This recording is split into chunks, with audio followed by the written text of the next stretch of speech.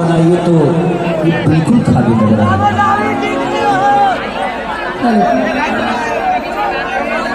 Hello, इस mic को सही कर दो, न तो इतना लगे कि हमको कांड बदल बने। आप कभी कांड कर ही नहीं सकते हैं। और सबसे पहले तो आप सभी को मेरा प्रणाम है। और फर्स्ट टाइम मैं मुजफ्फरपुर आई हूँ, एक बार हल्ला करके यार स्वागत कर दो।